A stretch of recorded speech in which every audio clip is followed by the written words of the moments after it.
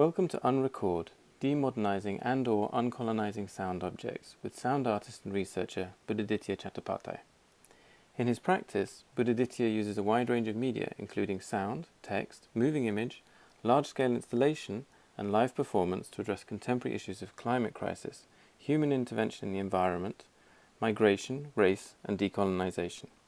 Budhaditya has contributed to the programs of Berlin's Transmedial Festival, ZKM Karlsruhe and Darmstadt Hochschule, among others. His sound works have been published by Unrecord in Germany and Touch in the UK, and his writings on sound and listening have appeared in publications such as MIT Press's Leonardo Music Journal and the University of Leiden's Journal of Sonic Studies. Budhaditya holds a PhD in Sound Studies from the Academy of Creative and Performing Arts Leiden University and an MA in New Media from Aarhus University. He recently completed a one-year Mellon postdoctoral fellowship at the American University of Beirut. This event was organised by Praxis in collaboration with sound artist Lasse Markvik, the Goethe Institute Norway, Unrecord and Norsk Teknisk Museum. It took place in September 2020 alongside both Praxis' 17th residency, which is titled Klimata, Capturing Change at a Time of Ecological Crisis, and the exhibition Klima 2 Plus held at Teknisk Museum. Hello, greetings from Berlin. I'll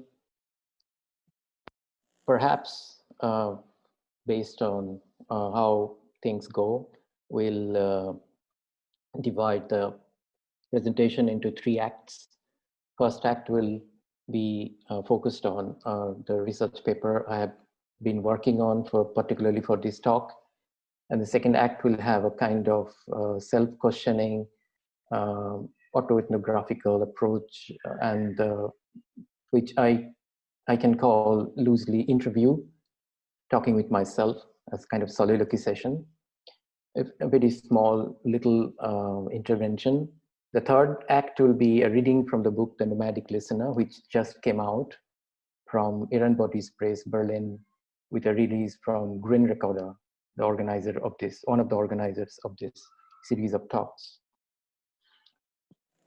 So the title of this presentation is Unrecord. The subtitle is Demodernising and/or Uncolonizing Sound Objects. The advent of sound recording in South Asia was engineered by London's Gramophone and Typewriter Limited. From the earlier days of analog sound recording, technology has shared a tenuous relationship with the pre-modern forms, including traditional music and sounds. Recording of sound, mostly of the musical performances, within a studio setting and making them available publicly as objects for reproduction and as products for sale and commerce, had far-reaching social and sonic effects, altering performance aesthetics for sound practitioners and distributing various genres of vocal and instrumental music, as well as local sounds to a mass audience for the first time. Was it helpful for music and sound practices in the global South? One might be interested to investigate why leading South Asian musicians were not enthusiastic about recording their voices and for a long time resisted recording their timeless improvisational sounds as they were musical offerings to the nature and the situated environment. What were the sources of their contention and resistance? The first recordings were made by Gramophone and Typewriter's agent and engineer Frederick William Gaisberg and George Gilnert, his assistant, in 1902. Among these recordings was of the voice of Gauhar Jan, a so-called Tawait or courtesan from Calcutta and an exponent of light classical vocal music. Popular and abridged song versions of a few ragas with a sensual, high-pitched and light-hearted rendition. The other early such songs were sung by Miss Shoshimukhi from Classic Theatre, Calcutta, Miss Fonibala, Miss Sila Bai, Miss Hari Dashi, and N.C. Chakraborty for these recordings. Missing in these recordings were many great voices, musicians, singers of these times, Dhrupad and Khyal singers like Fayaz Khan, Aladia Khan. Although they were regularly performing at that time for hours on the stage in festivals and other events. I'll now play a little recording from Gauhar Jan's voice. You can listen to your own headphones, and it's a short recording, 3 minutes, the typical time for a shellac recording at the time.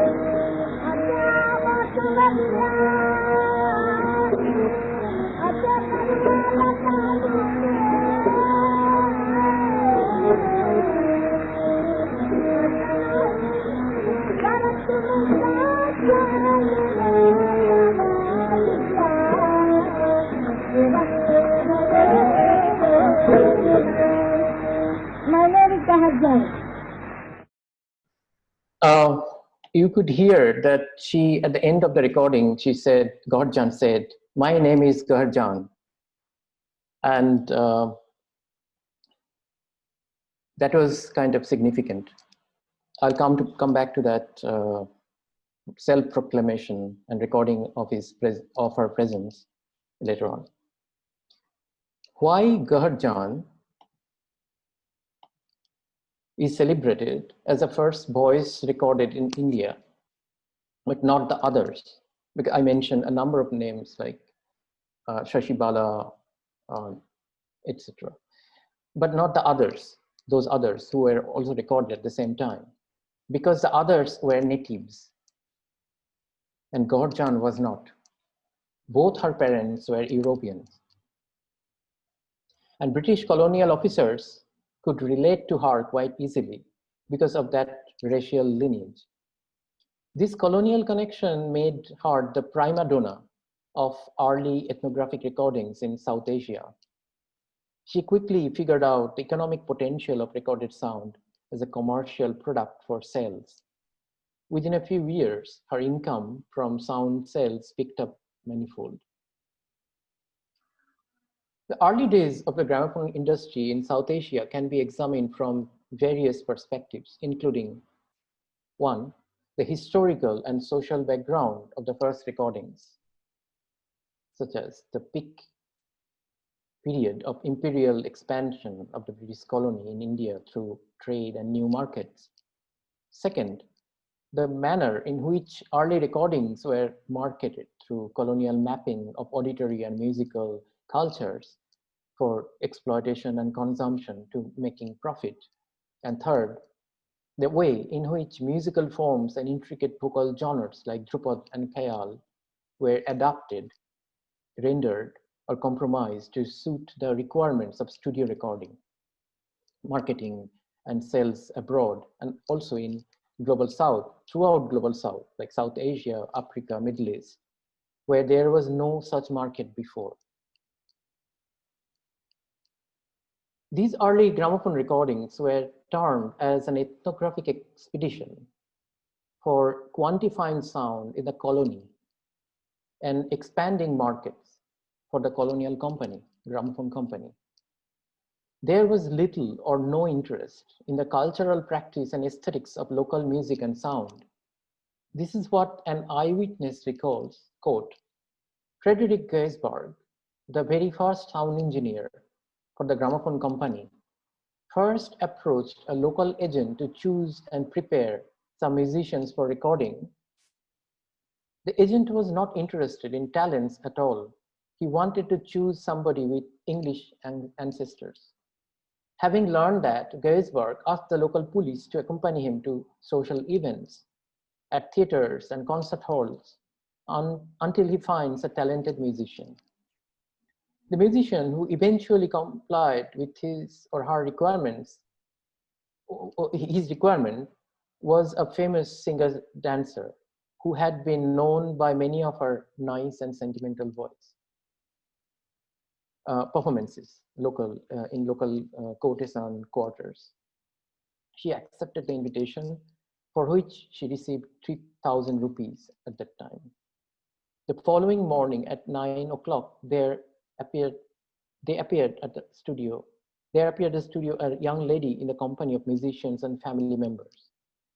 Decked out with ornaments and jewelries, the 30-year-old lady immediately went to the stage to prepare it for herself. The sarangi, harmonium, and tabla players started to tune their instruments. Geisberg checked everything himself. The thick wax record was placed on the turntable. You have seen the picture in the last slide, turning at 78 RPM, the turntable.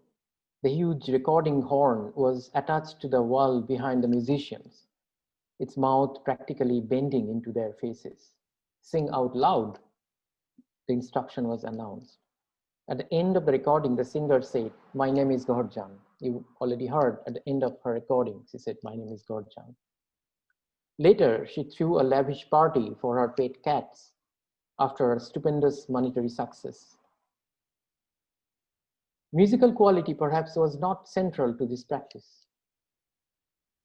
The earliest recordings of South Asian music are distinguished by this high-pitched and flirtatious announcement at the end of the recording. This declaration of the singer seemed to epitomize an egotic proclamation that goes against the core essence of surrender found surrendered to the nature found in South Asian traditional music such as Dhrupad. An advent of recorded alter ego would haunt forever its content, structure, and style of presentation. Moreover, Gramophone Company was deeply disrespectful of the local musicians, whom it often termed as damn natives. There was little interest on the colonial officers' part to appreciate the sophistications that the traditional pre-modern sound practices in South Asia possessed. The Gramophone's agent in Calcutta was John Watson Howd. Howd's interest in Indian music appeared to be purely on the level of business. In June 1902, his statement was, quote, "The native music is to me worse than Turkish. But as long as it suits them and sells well, what do we care?" Unquote. It was a dark continent for these colonial ethnographers to explore and plunder. I have done research in one particular tradition or school of sound from Bishnupur in Bengal.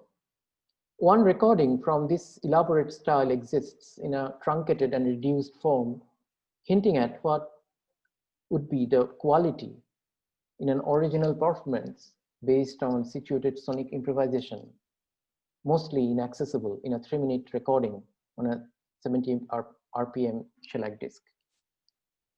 I'll share the recording with you so that you can listen.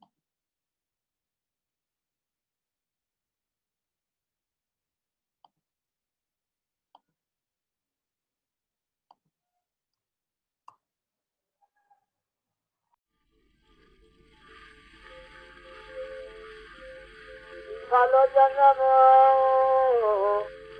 ভালো জীবন জীবনের জীবন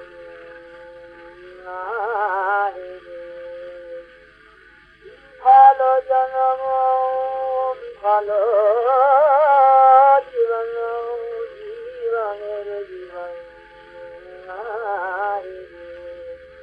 বুঝিলাম ঠাই কোথাও না পাই বুঝিলাম ঠাই কোথাও না পাই সে হরে নিল মম মন জোরে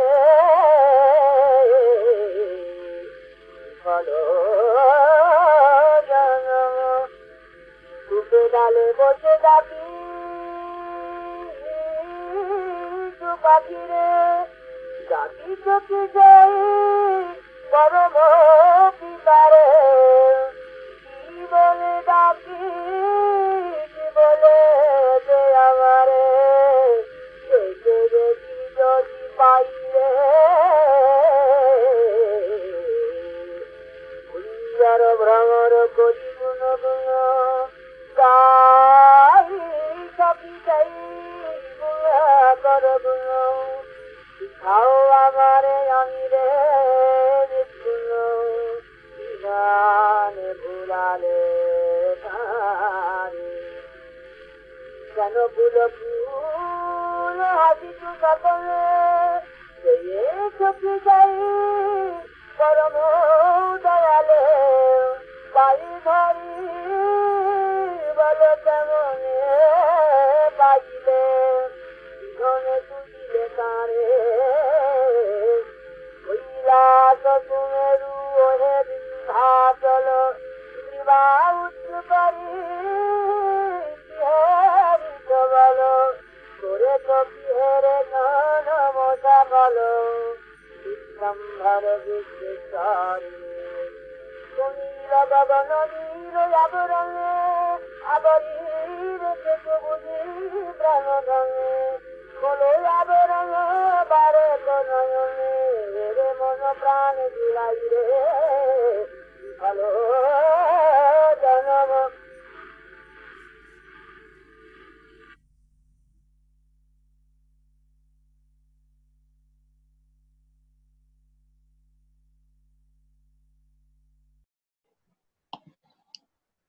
At the turn of the century, South Asian musicians found themselves at the intersection of two worlds,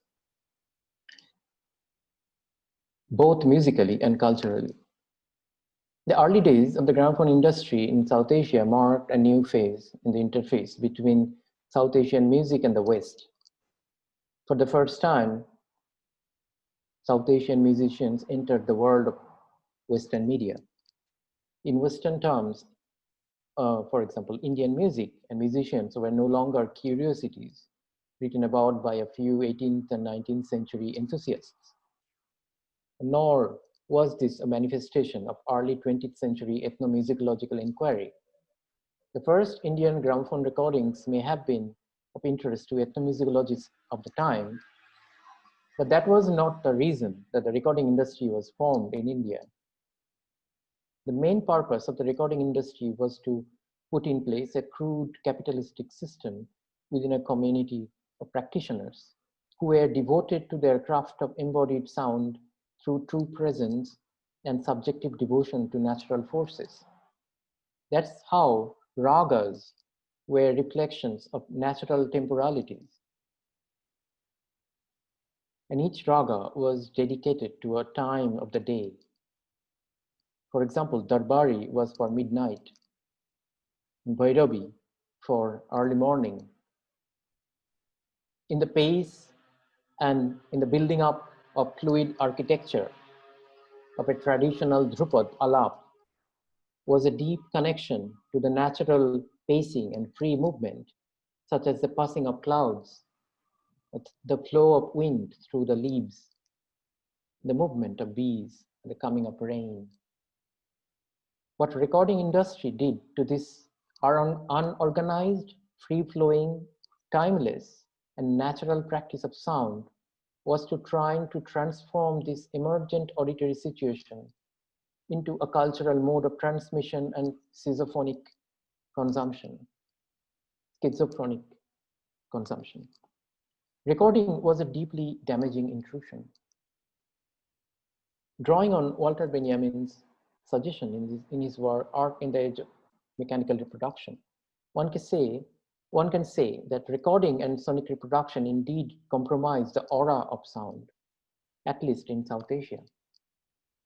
Reducing pre-modern sound practices into 3 minutes recording on a fixed media on cylinders and shellacs as deliverable sound objects. This is the reason why musicians, particularly more traditionally oriented Dhrupad musicians, resisted recording, as they feared that their dedicated search for purity and true voice will be contaminated.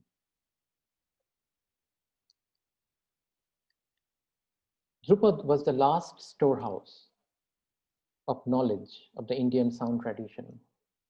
It was the culmination of a long process of development from the Vedic chants and developed through interpretation of the very conception of a note, of microtonal relations, and of raga.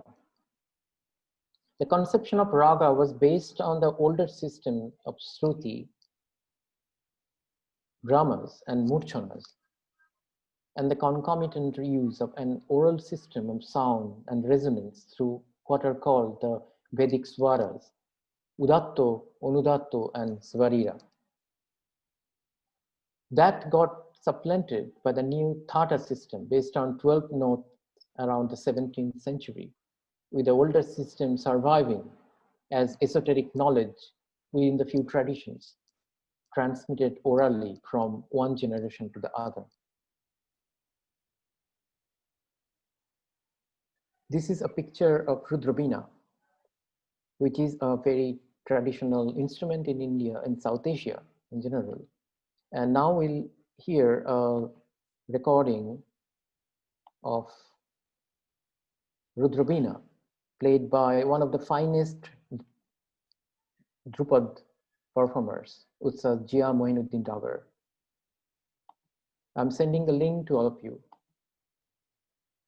It is a long recording of 2 hours, but we'll listen to the first 7 minutes, around 7. You can continue in the background if you like, but I'll come back after 7 minutes, listening together with you.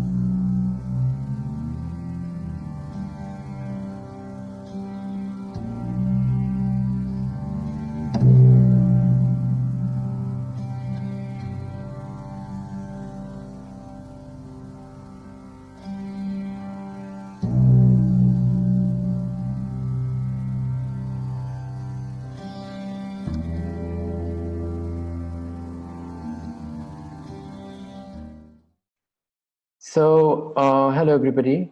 I hope we can come back. I wish I could listen to the entire performance, which is usually many hours long. Drupal general pace is a natural pace. There is no hurry to reach a finish line. There is no score except a departing point. That is the essence of its sound, the tan. In Middle East, it is tarab, a similar practice like alap in Drupad. What you heard, the first 7 minutes of the alap from the Drupad performance. As I indicated earlier, this naturalism connects a classical form of sound performance to its more so-called folk counterparts. In an ideal condition, the performance will unfold through different times of the day. For example, under the patronage of Mewar's king, senior Dagger brothers, you heard one of them just in the last clip. Senior Dagger brothers, the most well-known school or gharana of Drupal, used to perform all day long.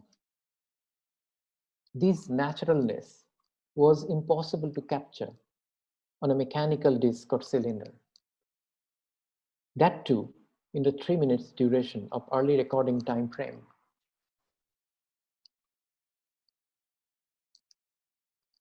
Drupad singers like Dagger brothers did record their voice, like this, their instrument, the veena, did record their voice, and their instrument, but it was much later when there was a respect towards their craft to satisfy their demand for time, an evolving natural temporality rather than a hurried one with a concrete beginning and a concrete end, and for an emergent sonic speciality of the live improvisation and performance, so crucial for a Drupad performance to take place.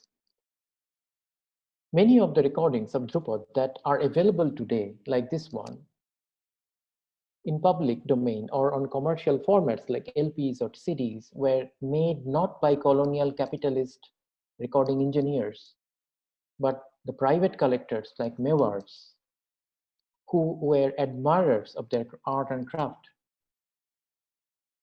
who would hack a tape machine and join tapes to record the entirety of their performance, but not ask the musicians to conform to the technological limitations.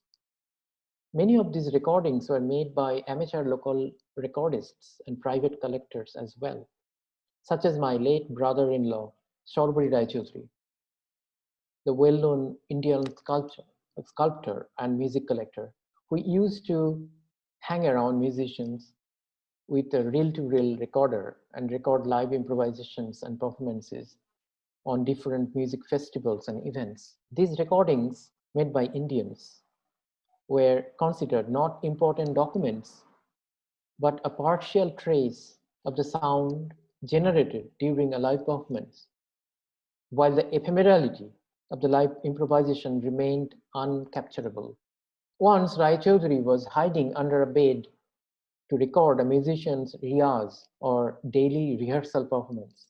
After coming of digital technology, recording became freer in terms of temporal limitations.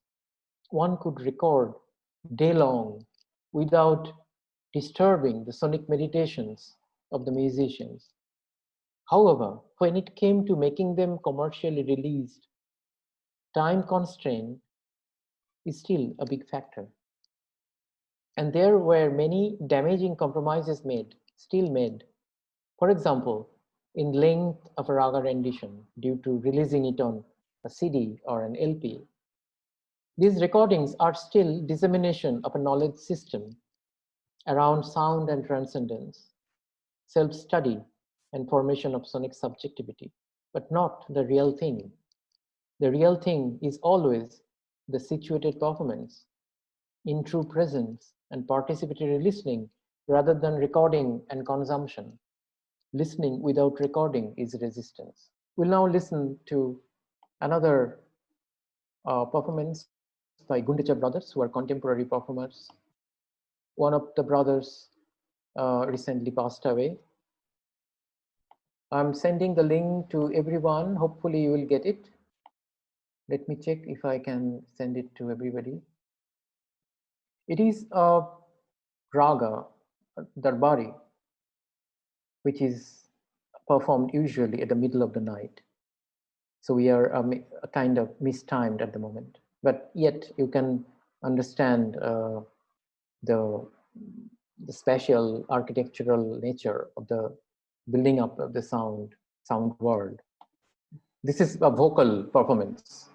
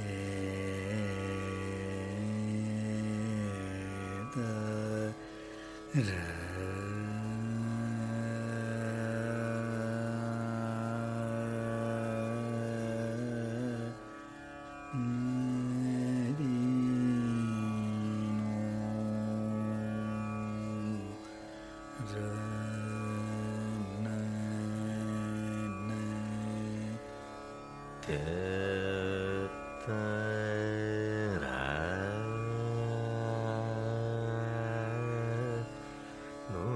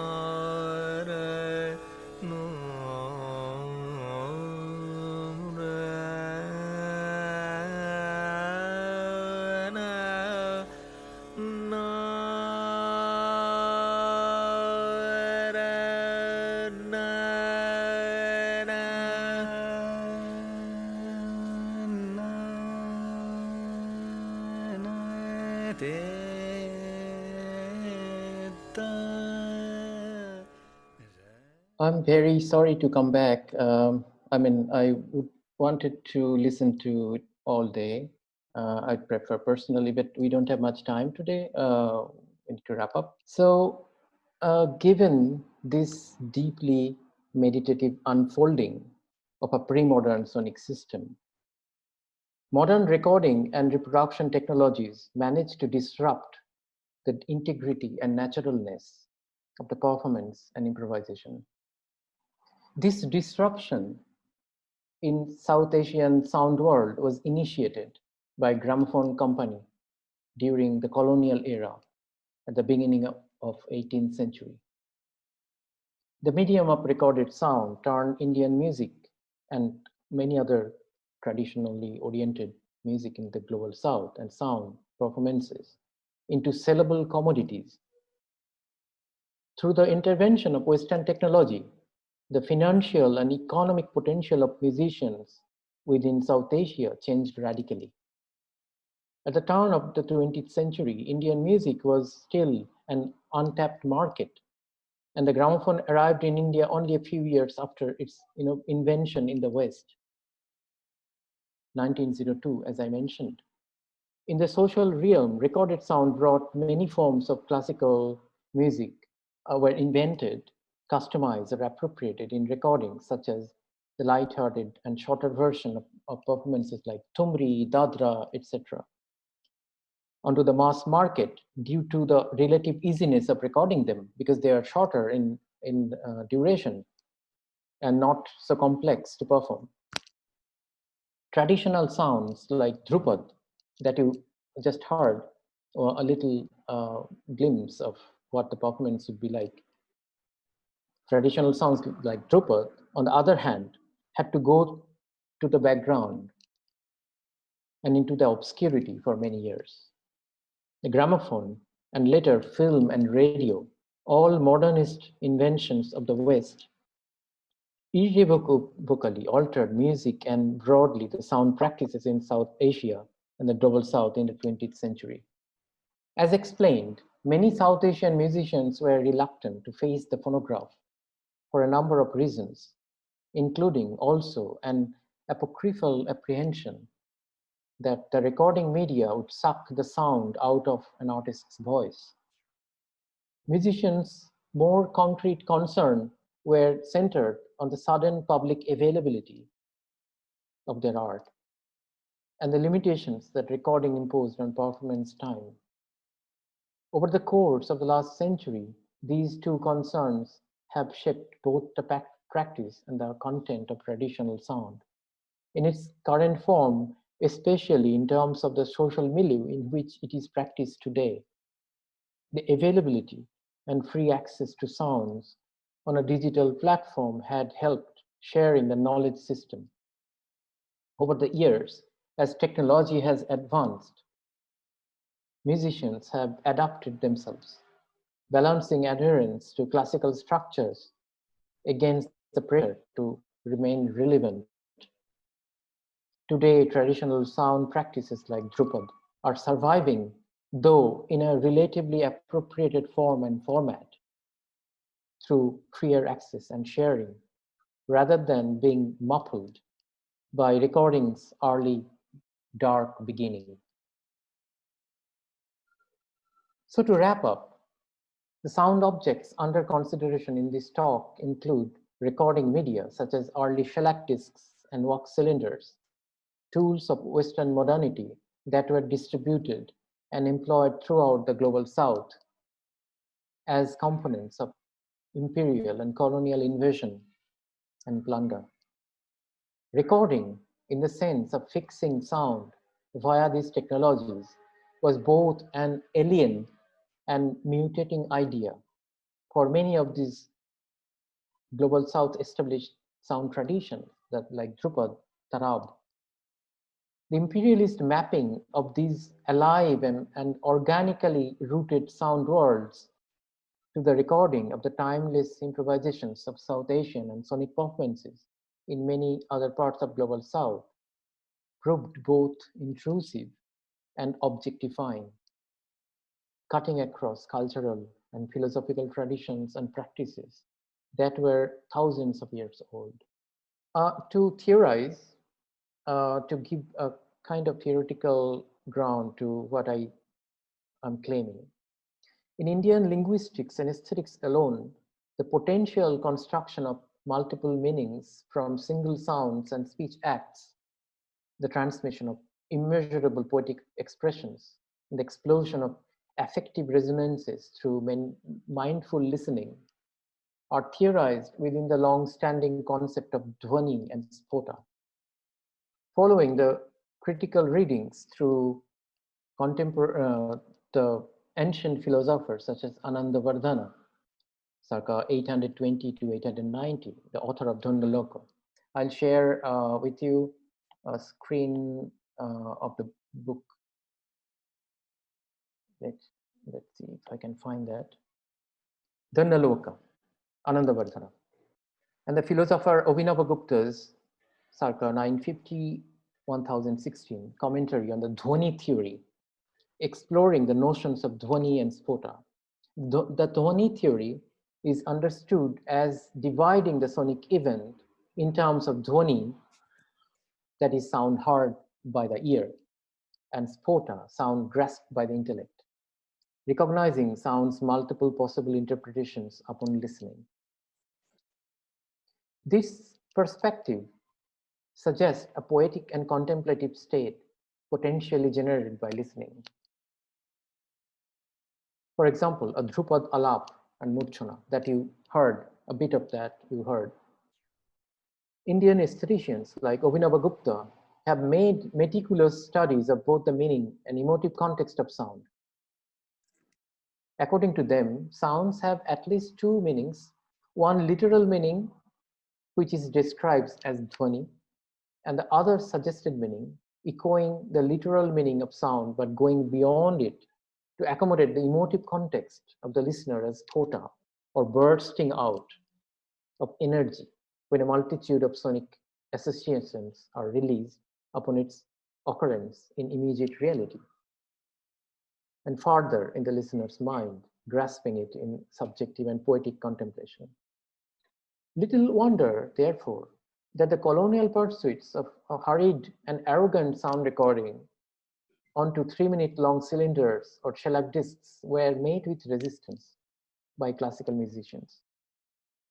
Based on my current postdoctoral research connecting resonances, which I started last year, this talk endeavored to underscore the politics of colonial ethnographic recordings with a critical listening to expeditions in the South Asia as a significant part of the global South post-1900, and the strategies employed by musicians and sound practitioners to evade or negotiate capture by colonial sound technologies.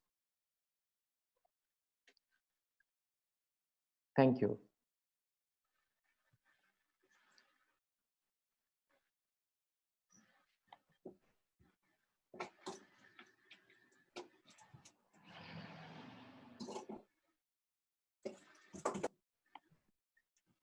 So I can ask Nicholas to open the floor for public discourse, intervention, comments, suggestions, questions. Nicholas? Yeah, absolutely. So thank you, first of all, very much, Budhaditya. Really interesting. And yeah, as Buddha says, would anyone like to make a comment or ask a question?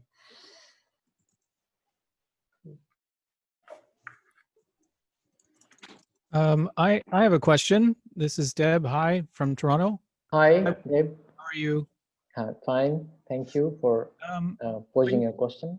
Of course. When you were speaking earlier of some of the misgivings that classical musicians in India had with the advent of recording technology, I was reminded of a quote by a French percussionist, Le Quan Nin. I don't know if people know his work, but he's an improviser and quite a strong idea behind what he does. He started to record now, I think, I'm not sure exactly why, but when I first came across him maybe 15, 20 years ago, somebody asked him why he didn't record, because he didn't make any recordings. And he had a very, to me, very French response to the question, why don't you record? And he said, people who record are people who are afraid of death. And I thought that was a very intense, but also very beautiful and a deeply right response in a way to the response of to the idea of recording in a media. And I wonder if there's any sort of sources about the musicians speaking in that way in India about recording. I mean, you speak a bit about the ephemerality of the performance and all that, but could you maybe respond to that idea, that fear of death? Well, there is a tendency to evade recording the way it is understood. Recording inside a studio, there's a claustrophobic environment of for a music or sound performance. Live performance is much preferred throughout history. Even now, in live performance, a musician or a sound performer can expose himself or herself more openly and respond to the listener, the audience. In Tarab also, the idea that of architecture of sound is built not as from objective position. It is generated through interaction with the audience, that together the architecture is built. So without responding to the presence of the audience, the listener, a performance, classical, traditional, Indian or Middle Eastern or African performance cannot take place. In recording, there is a deep cut mark, as Murray Schaeffer has rightly said, torn. When you record, you torn the sound. And this schizophrenia, the schizophrenic entanglement from the situation, from the source and the situated environment, the nature of sound, is something many musicians and sound performers consider damaging. Thank you. So I also recognize that this space, online space, it can feel awkward to know when you want to step in. So if there's anyone, there's also a feature at the bottom to put your hand up, or you can use the chat to say that you would like to ask a question, or possibly even write in a question if somebody feels, or comment for that matter, but if somebody feels it seems odd to step in. But yeah, does anyone else have any questions or comments that they'd like to come forward with? I thought there would be a number of questions. So I would, if no one else is going to come forward, I have a couple of questions I'd be happy to ask, but I'm trying to leave space for others rather than me. But while others are thinking a little bit, I mean, I think it's you talked about listening without recording as a kind of act of resistance, which I think is a really interesting idea, particularly today when, you know, between mobile phones and cameras being everywhere, it's like everything is constantly being recorded. So I can totally say, and then very interesting kind of grounding that within this, with a history that naturally resisted, or, you know, yeah, didn't conform to an easily recordable setting. The idea that by recording you lose so much of the actual moment. But I wondered if while I recognize that recording is not, it's very rare for recording to be able to capture a live experience or the moment, but I suppose, do you think that recording can be a new experience, and if so, how should it be approached? Yeah, actually, this was part of the Act 2. This question I wanted to ask myself, but I thought that we are almost closing time, so at 7. So I thought I would skip the part Act 2. But in Act 2, I was asking myself the same question: how would you deal with recording? How will you work with recording? Because recording, we cannot evade our everyday digital systems. In everyday situations, we are continuously dealing with recording. How one can negotiate recording. I negotiate in my own practice with recording. I work with field recording. So when I develop a polemic around recording, I need to answer to that. So my answer would be a few ideas that I wanted to share with you. One is auditory situation. Auditory situation is, it often happens that we become absent-minded or fall into a reverie when listening to certain sounds. These sounds can be as mundane as everyday sonic occurrences. We usually do not attend to them in our daily activities. These sonic phenomena are nothing special. They erupt and evaporate in our immediate environment during a working day without leaving any trace. However, some of these sounds do stand out here and there quite randomly and induce us to elevate ourselves to some other perceptual planes, perhaps not directly related to the object, source, signification, or site of these occurrences. These sounds open doors into another world beyond their intended immediate meaning or sonic objecthood. It needs to be understood, why do they manage to unsettle us in such a way that we experience an elevated state of contemplation and meditative mindfulness? It seems that these sounds are not the specific causes for us to becoming thoughtful, enjoying a sense of poetic detachment from the immediate reality. Rather, somehow a fertile auditory situation unfolds around us. The sounds occur. So in this idea of auditory situation is embedded the flux of sound. Instead of thinking about sound present in a place with a fixed idea like soundscape, the idea of soundscape is that all the present sounds together make a kind of linear structure, which is soundscape. But instead of thinking around the soundscape, we can think about alternatively, think about an auditory situation which is continuously unfolding, which is open-ended. Anything can happen. A cat can suddenly cry on the window and the entire situation will change.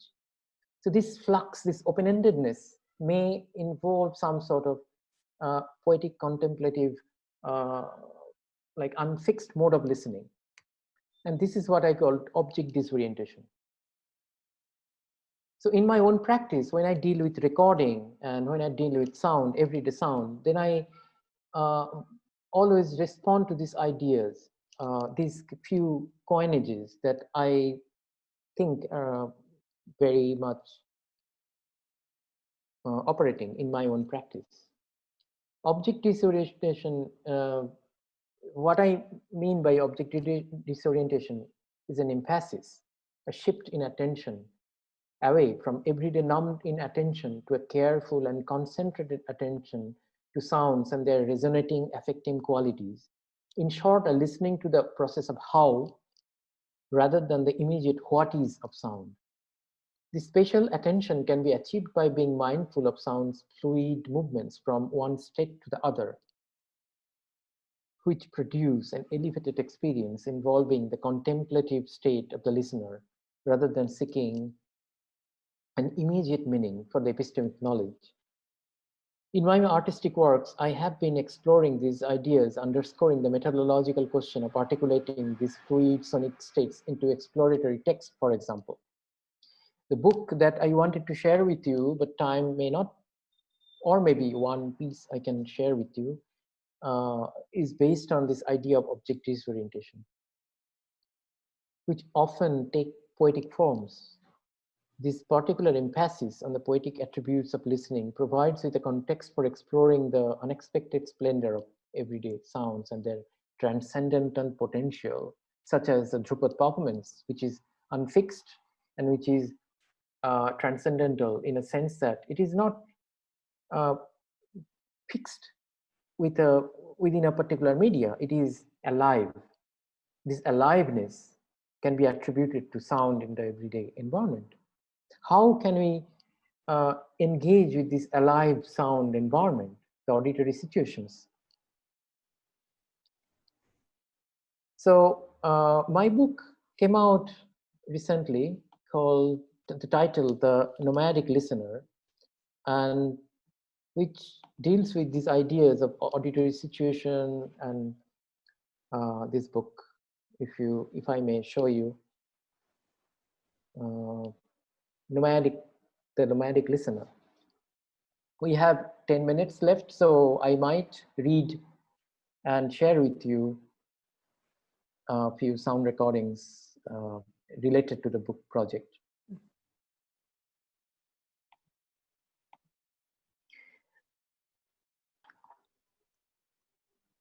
I read from page number 46, and I share with you, with everyone, the sound recording, corresponding sound recording.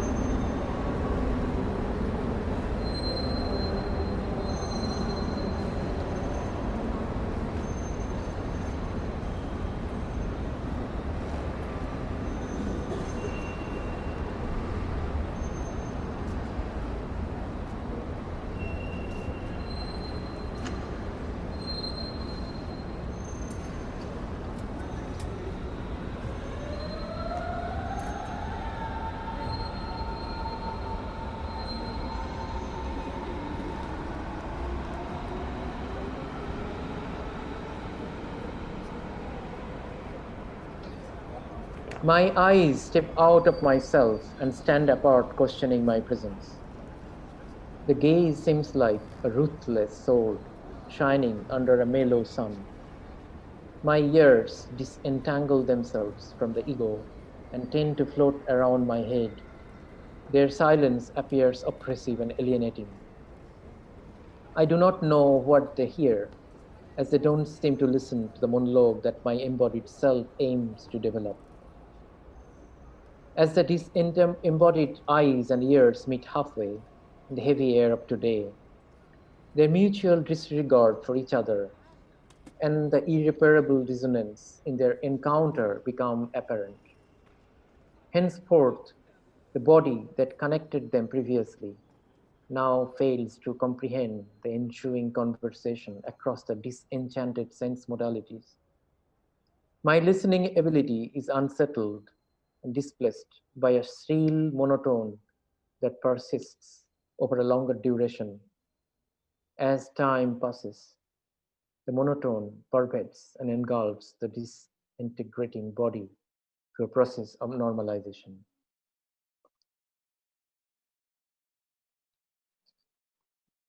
Another piece, number 51.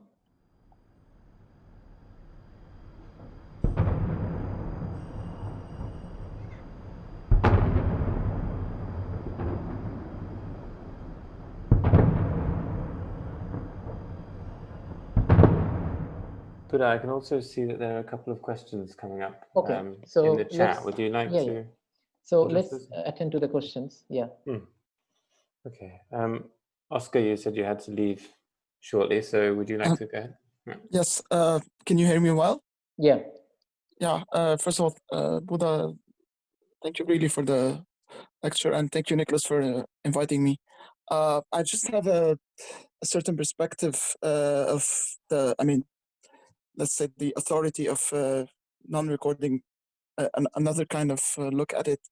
I would say a kind of puritanistic approach to non-recording, and referring specifically to, maybe you know about the Romanian conductor Celibidache, I think his name is Sergiu Celibidache, and he always refused to record. I'm not sure, but from what I remember, it was about a more like approach, an approach to a perfect kind of sound, and with the recording, because the frequency will kind of notes will shift slightly. And also, I think it's the same reason he used to spend hours just tuning up the orchestra. So yeah, I just thought of this, and I don't know. I mean, what do you think of? Yeah, this is this kind of approach.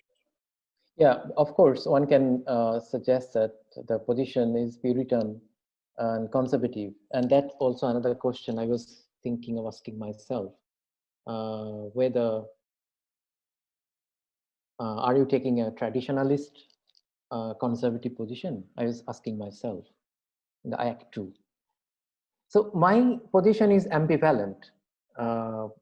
To respond to your question about recording, I wanted to develop a polemic around recording. Unrecord is a provocative term. It doesn't mean that don't record, but how you can negotiate. You have your own position, and that position will ask you to negotiate and maneuver through the recording technology. So my position is ambivalent, and firstly, I am actually taking an artistic position of a stranger and observing from a contemplative listening distance. Secondly, I'm a colonial subject myself, and that position is asking me to self-determine. So this entire discourse is a process of self-determination. Where do I stand? Posing the questions, who am I, and how can I operate on a global scale as a nomadic entity without bothered by either tradition or modernity? Both are problematic. Both have different kind of questions may arise through the way I discuss them in the talk, whether I'm more traditional oriented or I'm anti-modernist, but I'm trying to evade all of them. And I'm trying to live a life of an artist who is nomadic. That's why this book was presented. That's why I'm thinking about the ideas of object disorientation, auditory situations, which are open-ended. There is no definitions to make. There is no burden to carry. And ultimately, what my aim as an artist, globally mobile artist and nomadic entity, because I don't want to be part of any tradition, so to speak.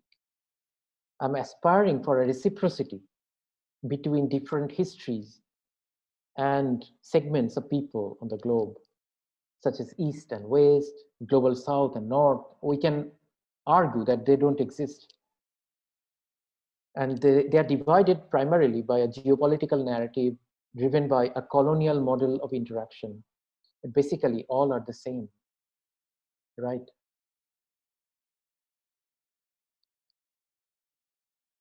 Thank you. Thank you. So maybe we have time for one more question. There was one more question, which Yes. was it's from Sherry, and she asked, or they asked, your presentation centers on primarily studio recordings for commercial purposes by the British. Do you also look into colonial dynamics of ethnographic recordings of Indian musicians or recordings of people, musicians in the field? Yeah, musicians themselves didn't do ethnographic recording. There is no such documentation of musicians doing ethnography. But if we think about the private collectors that I mentioned already, One of the foremost Indian private collectors was my brother-in-law, Sarbari Chowdhury. His collection is very well known. Many, like Berlin Phonogram Archive is trying to get the private collection that Sarbari Chowdhury had. So many of the private collectors like him who existed, they did a kind of autoethnography because they were music lovers. They are passionate about music and traditional sound practices like Dhrupad. And their way of recording themselves or their community, the community of musicians, was kind of autoethnographic. As I mentioned that many of the Mewar recordings, one of my colleagues restored the Mewar recordings. Mewar recordings are the recordings made by Mewar, is a king in North India, it's a dynasty. And they had made for many years. They are patronizing Dhrupad performers.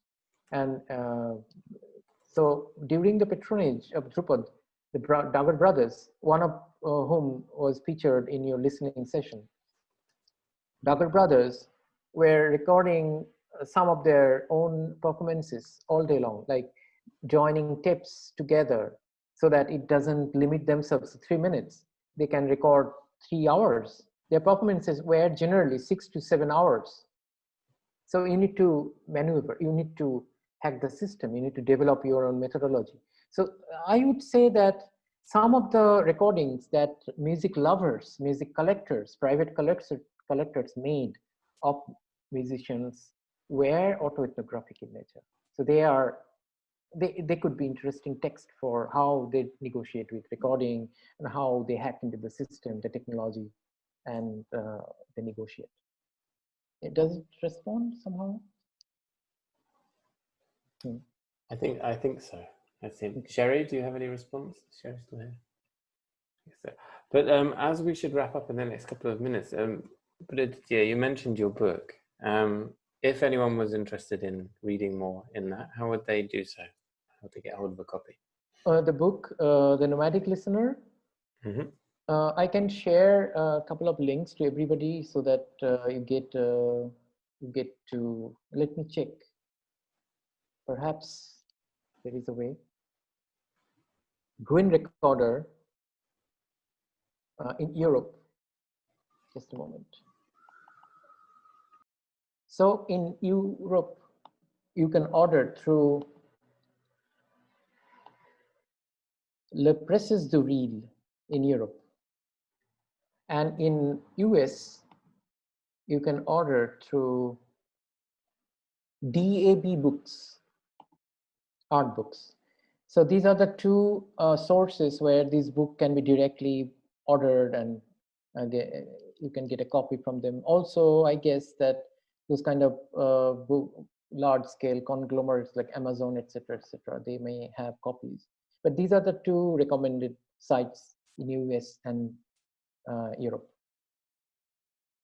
Fantastic, thank you. And I'm going to just read. So there's a couple of there's more comments coming in as a few people have to head off for different things. But there's a quite nice comment here, I think, which is perhaps worth reading out for it. It's Bjorn has said that he liked the reference to music, the music that you shared as sonic meditation. He thought it was a beautiful way to look on or listen to music or sounds.